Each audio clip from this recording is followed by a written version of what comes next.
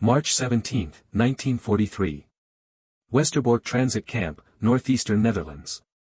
Obergefreiter Hans Müller stood at the wire fence separating the Wehrmacht guard barracks from the prisoner compounds, watching Dutch Jews line up for transport selection while the afternoon sun cast long shadows across frozen mud. 34 years old. 7 months at Westerbork. Third week as acting quartermaster for the 127th Guard Battalion. The Wehrmacht didn't run Westerbork. The SS did. But the Wehrmacht provided perimeter security, administered supply logistics, and maintained order in the buffer zones between the camp proper and the outside world. 63 men in Müller's battalion. Most were veterans pulled from the Eastern Front due to wounds or age. Some were conscripts too young or too old for combat duty. None had volunteered for this posting. The 127th Guard Battalion operated under a simple mandate. Prevent escapes. Process paperwork. Stay out of SS affairs. The mandate was possible to follow if you never looked too closely at what the SS was doing inside the wire. If you never asked where the trains went after they left Westerbork loaded with prisoners. If you kept your head down and followed orders and didn't think about the families being separated on the selection platforms. Müller had been thinking about it for 7 months. Every day he thought about it. Every transport he thought about it. The thoughts were becoming harder to ignore. On March 16 at 2100 hours, a transport train arrived from Amsterdam carrying 428 prisoners. Standard processing. The prisoners were registered, deloused, assigned barracks numbers, given identification cards. The procedure took 6 hours. By 0300 on March 17, most prisoners were settled in their assigned compounds. But one wasn't. His name was David Levinson. 28 years old. Amsterdam native. Former clerk at a textile import firm. He'd been hiding in an attic on Prinsengracht for 11 months before the Gestapo found the safe house during a routine document check. 3 families had been hiding there. Levinson was the only one young enough and fit enough to attempt escape during the arrest. He jumped from a second-story window, broke his ankle, and was recaptured within 100 meters. The Gestapo paperwork listed him as a flight risk. High escape probability. The notation meant automatic assignment to the next eastbound transport, which was scheduled for March 19, 2 days away. Levinson knew what the eastbound transports meant. Everyone at Westerbork knew. The trains went to Poland. No one came back. At 0245 on March 17, Levinson was being processed through the quartermaster station when he collapsed. The broken ankle from his escape attempt had developed an infection. Fever. Delirium. The SS orderly on duty called for a Wehrmacht medic rather than dealing with it himself. Standard procedure when SS personnel didn't want to be bothered with medical complications during late-night processing. Gefreiter Otto Becker responded to the call. 42 years old. Former pharmacist from Hamburg. Drafted in 1941, wounded at Reserve, reassigned to Westerbork in August 1942. Becker examined Levinson in the quartermaster station and recognized immediately that the infection was serious. Without proper treatment, Levinson would be dead within 3 days. With proper treatment, he'd recover in 2 weeks. The SS orderly had already walked away. He wasn't interested in one prisoner's medical condition. Müller stood in the doorway, watching Becker work. Neither man spoke for several minutes. Then Becker said the infection required immediate debridement and antibiotics. Müller asked where Becker planned to treat the patient. Becker said the Wehrmacht infirmary. Müller said Wehrmacht facilities weren't authorized for prisoner treatment. Becker looked at Müller. Müller looked at Becker. Both men understood the situation. If Levinson went to the SS medical section, he'd receive minimal treatment and be loaded onto the March 19 transport regardless of his condition. If he went to the Wehrmacht infirmary, he'd be reported as a protocol violation and transferred immediately to SS custody anyway. Either way, Levinson was getting on that transport. Unless he wasn't a prisoner anymore. Müller made the decision in approximately 15 seconds. He walked to the processing desk, pulled Levinson's intake card from the stack, and put it in his coat pocket. Then he told Becker to take Levinson to the Wehrmacht infirmary and treat the infection. Becker asked about the paperwork. Müller said there was no paperwork. Becker understood. At 0315, Becker carried Levinson to the Wehrmacht medical station. The facility was a converted barracks room with 6 beds, basic surgical equipment, and supplies requisitioned through regular Wehrmacht channels. The station treated Guard personnel exclusively. German soldiers only. No prisoners. Never prisoners. Becker laid Levinson on a bed, cleaned and debrided the infected wound, administered a sulfa drug injection, applied fresh bandages, and gave him water. Levinson was semi-conscious, delirious with fever. He didn't know where he was. Becker sat next to the bed and monitored his vital signs through the rest of the night. At 0600, the morning shift arrived at the Guard barracks. Corporal Ernst Wagner walked into the medical station to report a minor hand laceration and saw a prisoner lying in one of the beds. Wagner was 26 years old, conscripted in 1940, served at Westerbork for 8 months. He looked at Levinson, looked at Becker, and asked what was happening. Becker said Müller's orders. Wagner nodded slowly and left without another word. By 0700, 5 more soldiers had seen Levinson in the medical station. By 0800, everyone in the 127th Guard Battalion knew a prisoner was being hidden in Wehrmacht quarters. No one reported it. No one questioned it. The men simply continued their duties as if nothing unusual was happening. The concealment worked for exactly 18 hours before it became impossible to maintain. At midnight on March 17, Hauptmann Friedrich Adler arrived at Westerbork for a surprise inspection of Guard Battalion administrative records. Adler was the regional Wehrmacht liaison officer responsible for overseeing all military support operations at transit camps in the Netherlands. He conducted quarterly inspections to verify supply records, personnel rosters, and operational procedures. Adler's inspection was scheduled to begin at 0800 on March 18. That gave Müller approximately 8 hours to decide what to do about David Levinson, who was still lying in the Wehrmacht medical station, still recovering from an infection, still missing from SS prisoner records, and still very much not supposed to exist in Wehrmacht facilities. Müller called an emergency meeting at 0100 in the Guard Battalion mess hall. 16 men attended, 3 NCOs, 12 enlisted soldiers, and Gefreiter Becker. Müller explained the situation. A prisoner was in their medical station.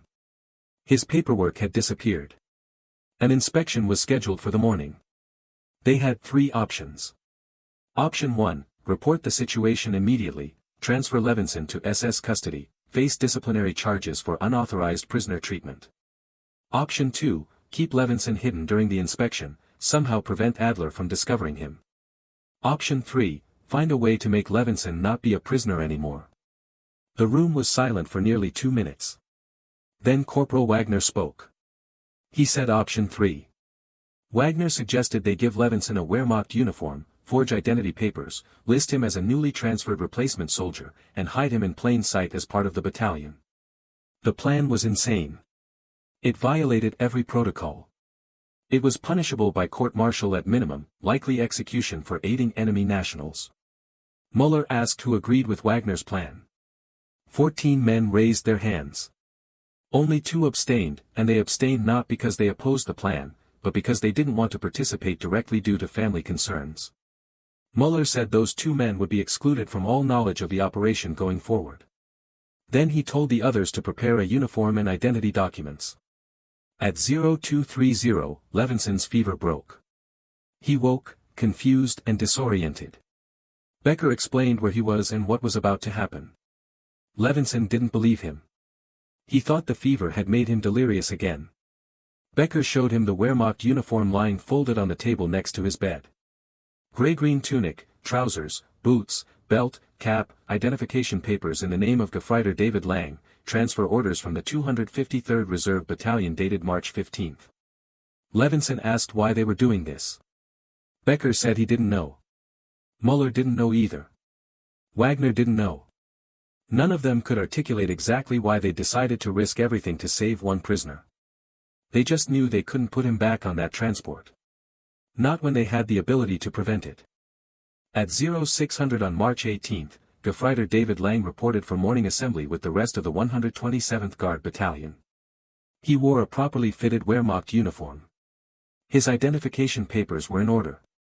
His transfer documents explained his presence. His accent was carefully neutral, suggesting he might be from anywhere in Germany or Austria. He stood in formation with 62 other soldiers and waited for roll call. Hauptmann Adler arrived at 0745. The inspection began with personnel review. Adler walked down the formation line, examining each soldier briefly before moving to the next. When he reached Levinson, he paused. Adler asked about the transfer. Müller explained that Lang had arrived from the reserve battalion as a replacement for a soldier who'd been reassigned to active duty. Adler asked why the paperwork hadn't been forwarded to his office in advance as required by protocol. Müller said the paperwork must have been delayed in processing. Administrative error. He apologized for the oversight. Adler made a notation in his inspection log and moved on. The moment passed. Levinson remained standing at attention in formation, barely breathing, waiting for Adler to turn back and demand additional verification. He didn't. The inspection lasted 4 hours.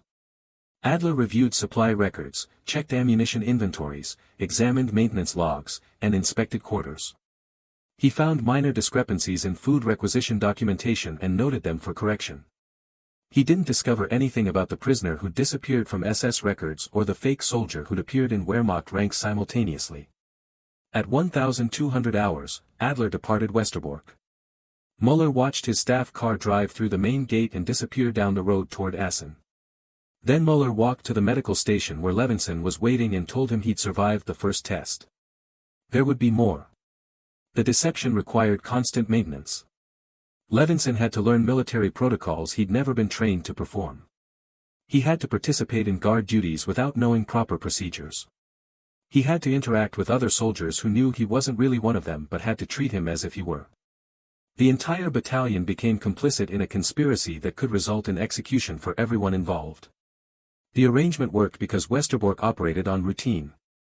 Guard shifts rotated on a fixed schedule. Supply deliveries followed predictable patterns. Administrative requirements were minimal. As long as nothing unusual happened, no one from outside the battalion paid attention to individual soldiers' identities. Levinson could blend into the background. But blending required performance. At 0800 on March 19, Levinson stood guard at the perimeter fence for his first official duty shift. Corporal Wagner stood with him, ostensibly as part of normal rotation but actually to coach him through proper procedures. Wagner explained how to conduct patrol routes, when to challenge approaching personnel, what reports to file. Levinson absorbed the information and tried to appear natural. At 0930, an SS officer approached the fence line where Levinson was stationed. The officer needed access to a supply building in the Wehrmacht administrative area. Standard protocol required Levinson to verify the officer's credentials, log his entry, and escort him to the building. Levinson had never verified credentials before. He'd been a prisoner 48 hours earlier. Now he was expected to act as security for the same organization that had been prepared to murder him. The SS officer presented his identification. Levinson examined it, noting the name, rank, and authorization code exactly as Wagner had instructed. He logged the entry in the duty roster. Then he escorted the officer across the compound to the supply building, unlocked the door, allowed entry, and waited outside until the officer completed his business. The entire interaction took 12 minutes. Levinson followed protocol perfectly. The SS officer never suspected anything unusual. That night, Levinson lay in his bunk in the Guard Battalion barracks, surrounded by men who'd risked their lives to save his. He couldn't sleep. Every sound seemed dangerous. Every footstep could be military police coming to arrest everyone. He'd gone from condemned prisoner to impersonating a Wehrmacht soldier in less than 2 days, and he couldn't understand why any of this was happening or how long it could possibly last. The days accumulated. March 20th, 21st, 22nd. Levinson performed guard duties, attended formations, ate in the mess hall with soldiers who treated him as one of their own.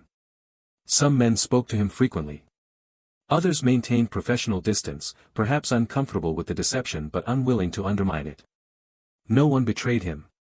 On March 24th, a new challenge emerged.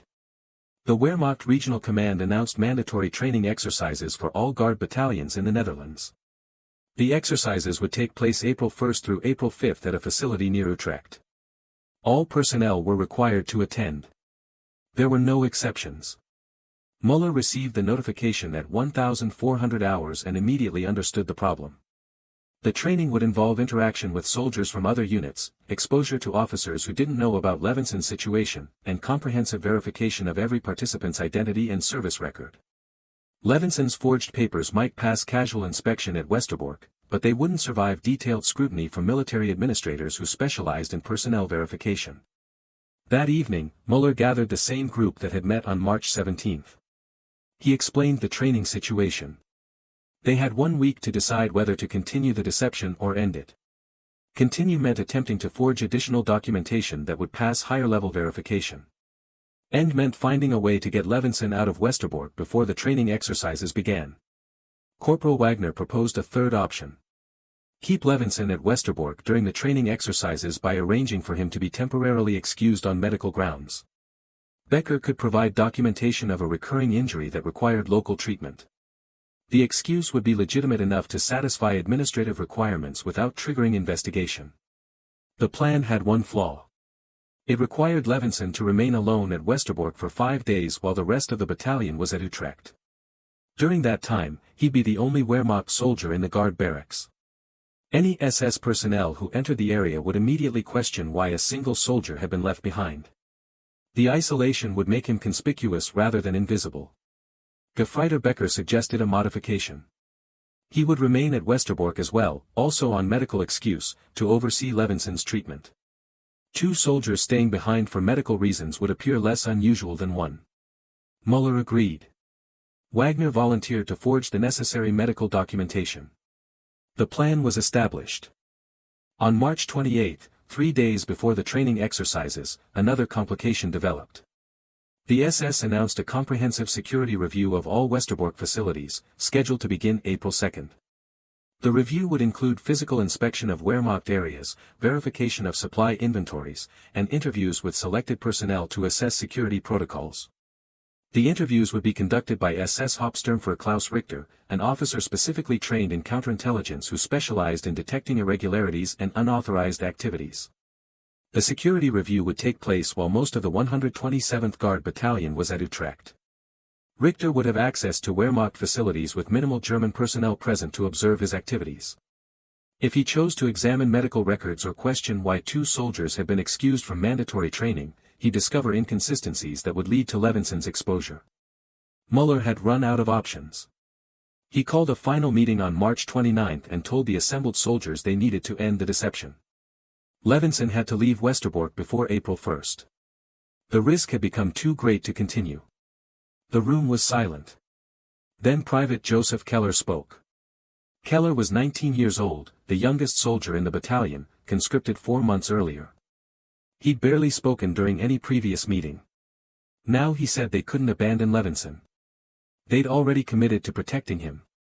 Backing out now would be the same as putting him on the transport themselves. Müller said protecting Levinson meant getting him away from Westerbork, not keeping him there until the SS discovered him. Keller said then they should help him escape. Completely. Give him civilian clothes, false papers, money, and get him across the border into Belgium or France where he might reach Allied territory or find another safe house. Wagner asked how they would accomplish that. The border was 200 kilometers away. Checkpoints covered every major road. Civilian movement required travel permits that Levinson didn't have. Getting him out of the camp was possible. Getting him across the Netherlands to safety was nearly impossible. Private Heinrich Fischer spoke next. Fischer was 38 years old, a construction worker before the war, assigned to Westerbork as a supply clerk. He said he had a brother-in-law in Groningen who operated a small transport business. The brother-in-law occasionally drove supply runs for Wehrmacht facilities and had passes allowing him to move relatively freely. If Fischer could contact him, arrange a pickup, hide Levinson in a supply truck, they could potentially get him to Groningen, 50 kilometers away. From there, Levinson would have to find his own way to the border. The plan was crude and risky, but it was the only option that offered any chance of success. Müller gave authorization. Fischer sent a message to his brother-in-law that night, using carefully worded language that didn't explicitly mention the situation but made clear that help was needed urgently. The response came back on March 30. Fischer's brother-in-law would arrive at Westerbork on April 1 at 1,400 hours with a supply delivery. He would wait for 30 minutes. If someone was ready to leave, they should be hidden in empty supply crates that would be loaded back onto the truck for return transport. On March 31, the 127th Guard Battalion prepared to depart for Utrecht. Most soldiers would leave at 0600 on April 1. Müller, Wagner, Becker, Fischer, and Levinson stayed behind to finalize the escape arrangements. They spent the day forging civilian identity papers, gathering money from personal savings that each soldier contributed, and packing supplies Levinson would need for the journey. At 2,200 hours on March 31, Müller gave Levinson the forged papers and money. They included an identification card in the name of Dirk Jansen, a Dutch laborer, along with a work permit and travel authorization for employment verification in Groningen. The documents weren't perfect, but they were sufficient to pass checkpoint inspection if Levinson didn't draw attention to himself. Levinson asked again why they'd done this. Müller still didn't have an answer that made sense. He said sometimes you just know something is wrong, and you have to try to make it right even when you can't explain why. Levinson said he'd remember them. Müller said that wasn't necessary. Levinson said he'd remember anyway. At 0600 on April 1, the main body of the 127th Guard Battalion departed for Utrecht. By 1000 hours, Westerbork was quieter than usual with reduced Wehrmacht presence. At 1300, Fischer walked Levinson to the supply warehouse where his brother-in-law would arrive. They built a false compartment in empty supply crates, large enough for a person to hide inside, with ventilation holes drilled through the wood. At 1400 hours exactly, the supply truck arrived. Fischer's brother-in-law, a man named Peter Vandermeer, backed the truck to the loading dock without speaking to anyone. Fischer supervised the loading process, making sure Levinson entered the hidden compartment unobserved. Other soldiers helped stack legitimate supply crates around the concealment. The work took 15 minutes. At 14:15, Vandermeer drove the truck out of Westerbork through the main gate.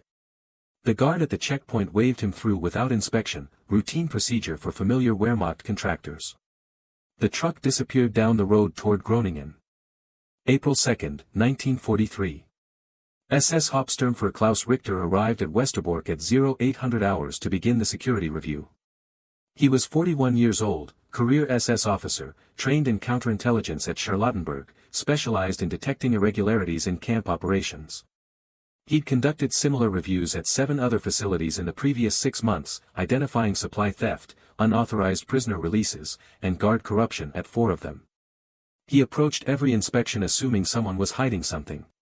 Richter began with physical inspection of Wehrmacht administrative areas. He examined supply inventories, comparing current stocks against distribution records. He reviewed ammunition counts, checking serialized weapons against issued firearms logs. He inspected guard quarters, looking for contraband, unauthorized materials, personal items that suggested improper conduct.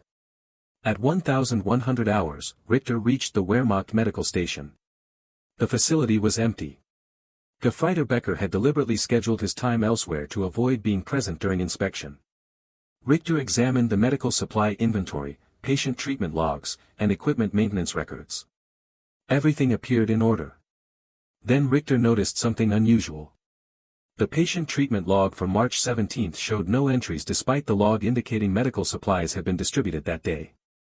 Someone had used supplies but hadn't documented treating anyone.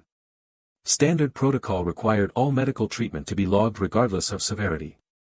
The missing entry suggested someone had intentionally avoided creating documentation. Richter made a notation in his inspection report and continued to other areas. At 1400 hours, he completed the physical inspection and began personnel interviews. He selected 5 soldiers at random from the reduced guard force still present at Westerbork and questioned each about their duties, observations of unusual activities, and awareness of protocol violations. The 4th soldier interviewed was Private Joseph Keller. Richter asked Keller about his service duration at Westerbork, his assigned duties, and whether he'd observed any irregular activities. Keller answered each question directly and calmly. Then Richter asked if Keller knew why the medical log for March 17 was missing patient documentation despite showing supply distribution. Keller said he wasn't familiar with medical station procedures. Richter asked if Keller had been treated in the medical station during March. Keller said no. Richter asked if Keller knew of anyone else who'd been treated. Keller said he'd only been at Westerbork for 4 months and didn't pay attention to who used medical facilities. The answer was plausible but insufficient. Richter noted Keller's name for follow-up questioning. He completed the remaining interviews and returned to the SS administrative building to review his findings. That evening, Richter composed a preliminary report identifying 3 irregularities: the missing medical log entry, minor supply discrepancies in food requisition records, and 1 soldier's vague responses during interview. None of the issues were severe enough to warrant immediate action, but together they suggested possible unauthorized activities. Richter recommended additional investigation. On April 5, the 127th Guard Battalion returned from training exercises at Utrecht. Müller received notification that Richter's report had been forwarded to Wehrmacht Regional Command with recommendation for follow-up inquiry. The inquiry would focus on the missing medical log entry and would likely include examination of all medical treatment conducted in March. If investigators examined medical records thoroughly, they'd eventually notice that a prisoner admitted to processing on March 17 had disappeared from SS documentation. They'd question why Wehrmacht facilities had distributed medical supplies on that date without log treatment. They'd request interviews with personnel who'd been present on March 17. The investigation would expose the entire deception. Müller understood he had 2 choices. Wait for the investigation and attempt to fabricate explanations that would satisfy Wehrmacht and SS inquiries, or report the situation himself before investigators discovered it independently. The first option might delay consequences but would ultimately fail under detailed scrutiny. The second option guaranteed immediate consequences but might result in lighter punishment for voluntary disclosure. On April 7, Müller prepared to report the situation to his commanding officer. Before he could submit the report, he received urgent news from Private Fischer.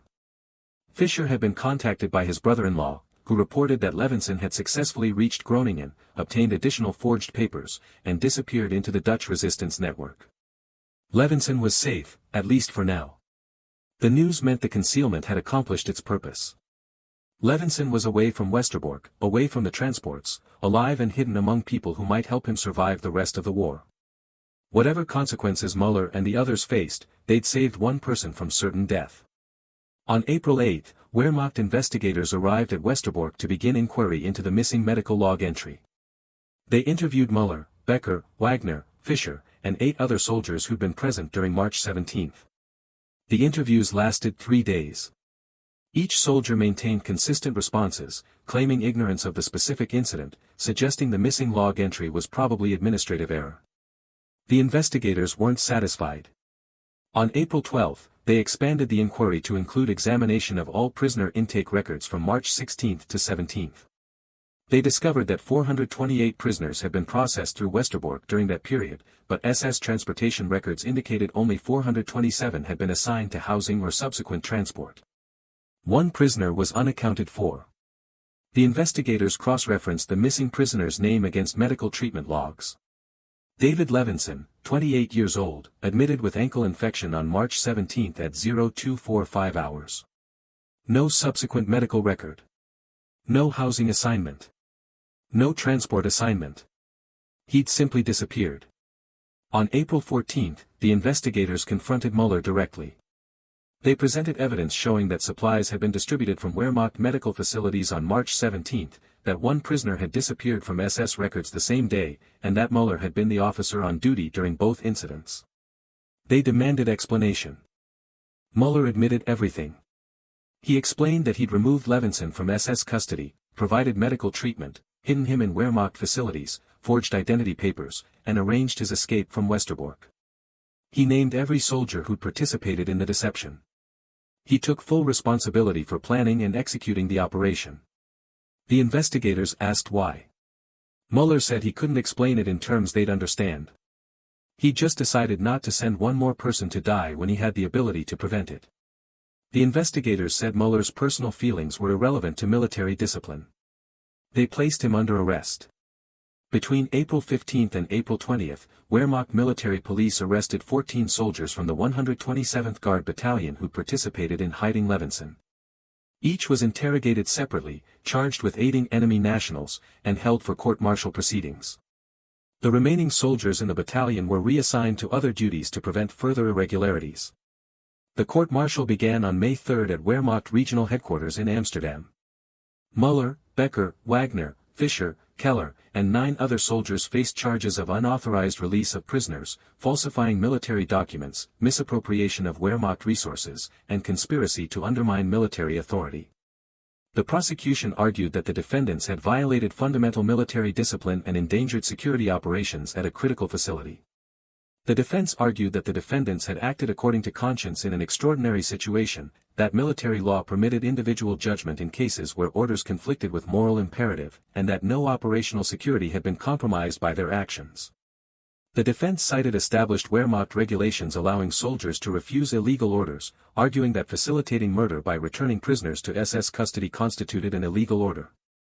The prosecution countered that preventing prisoner transport wasn't refusing an order but actively undermining authorized operations. The distinction was critical. Wehrmacht soldiers weren't required to participate in SS activities, but they also weren't authorized to interfere with them. The trial lasted 8 days. On May 11, the military court delivered verdicts. Müller was found guilty on all charges and sentenced to 3 years imprisonment at military prison in Berlin.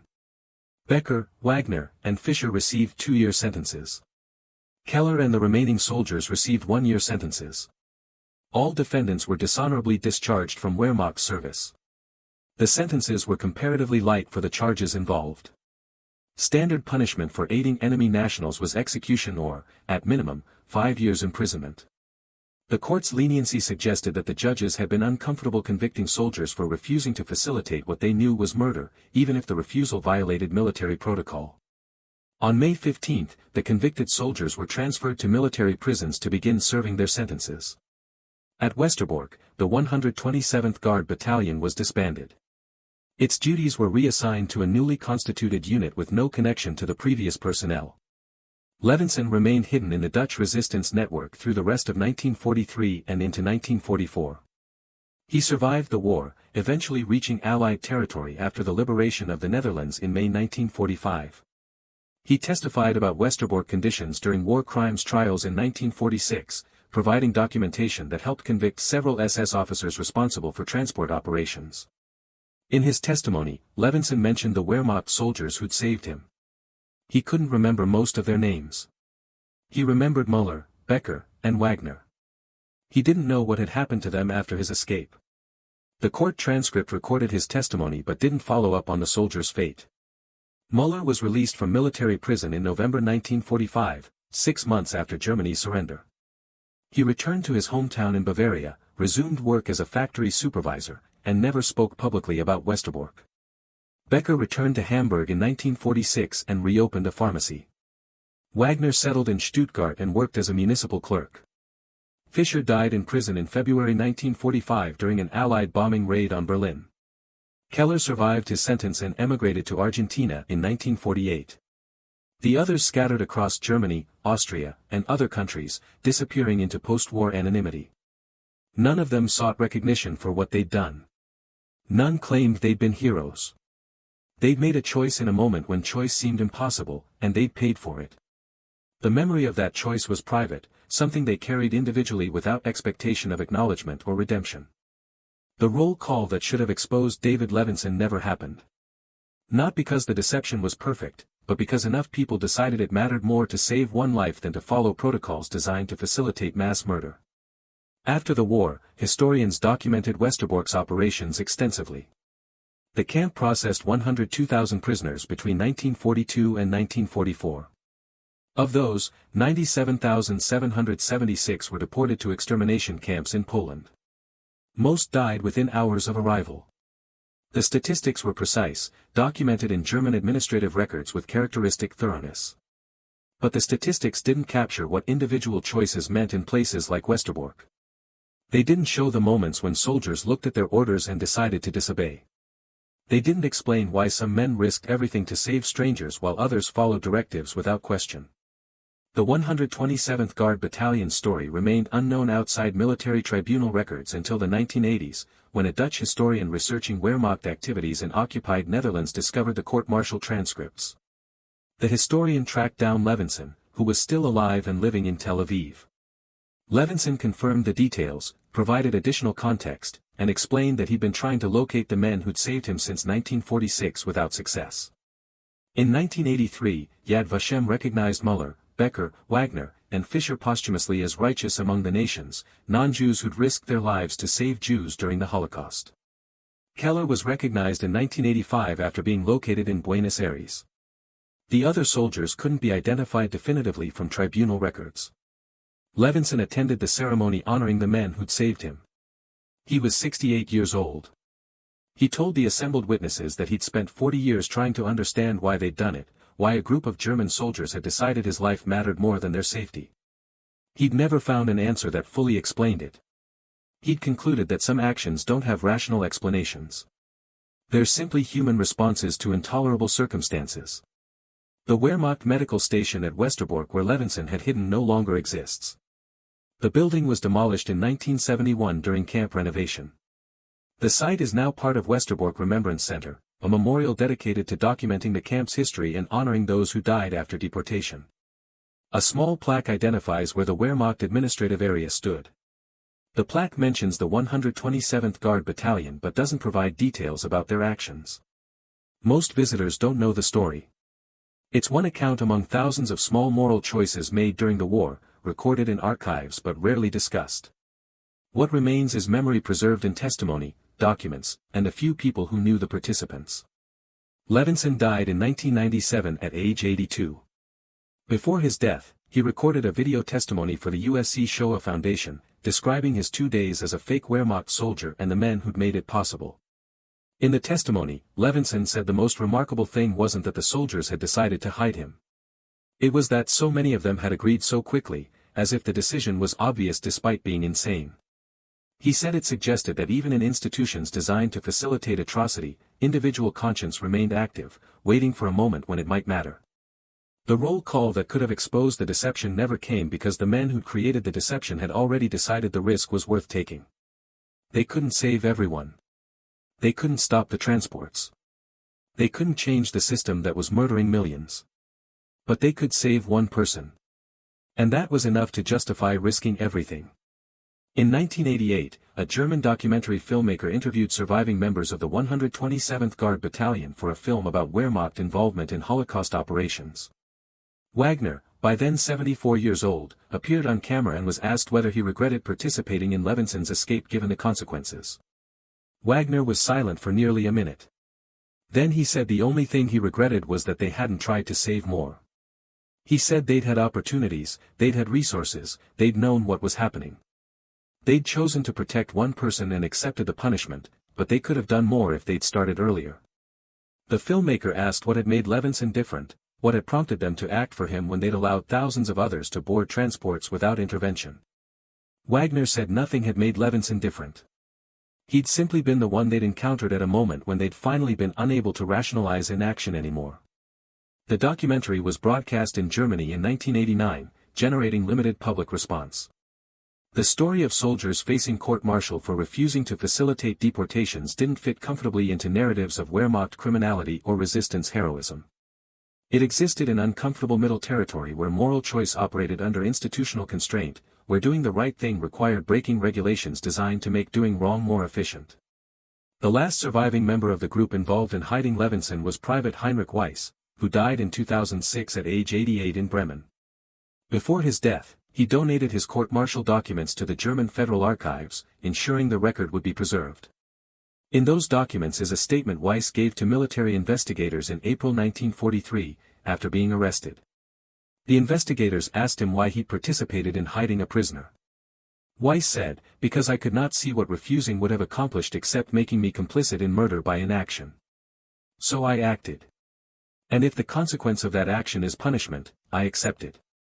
But I will not accept that I should have done nothing." The statement was recorded but not entered as evidence during trial. It remained in the files, a small notation in administrative records documenting a decision that saved one life at the cost of 14 men's freedom and military careers. David Levinson lived 54 years after that decision. He married, had children, built a life in Israel that wouldn't have existed if Wehrmacht soldiers hadn't decided his survival mattered more than protocol. He told his children about what happened at Westerbork, ensuring the memory would persist beyond his lifetime. The children visited the Netherlands in 2008, finding the memorial center where their father had once been hidden. They left flowers at the plaque marking where the Wehrmacht administrative area had stood. They thanked people who weren't there anymore, who died without recognition, who made a choice that seemed obvious to them despite being impossible by every institutional standard. What remains now is record and memory. The roll call that could have exposed everything never happened because enough people decided it shouldn't. The prisoner who should have been discovered remained hidden because soldiers who weren't supposed to care chose to care anyway. The system continued operating after they were arrested. More transports left Westerbork. More prisoners died. The machinery of murder didn't stop because 14 men had interfered with one small component. But for David Levinson, that interference meant everything. And in the long accounting of the war, it's the individual interventions that persist in memory more durably than the institutional mechanisms. We remember the people who said no when systems demanded yes. We remember the moments when conscience overruled regulation. We remember that in March 1943, a group of Wehrmacht soldiers looked at protocols designed to facilitate deportation and decided those protocols were wrong. They couldn't dismantle the system. They couldn't end the war. They couldn't save everyone. They saved one person. And they accepted punishment for doing so.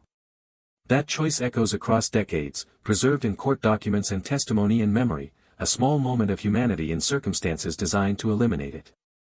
The roll call never came. The refugee in uniform escaped. The soldiers who made it possible paid the price they'd known was coming. And somewhere in that transaction between risk and rescue, between protocol and conscience, lies something worth remembering about what human beings can choose even when institutions around them demand they choose nothing at all.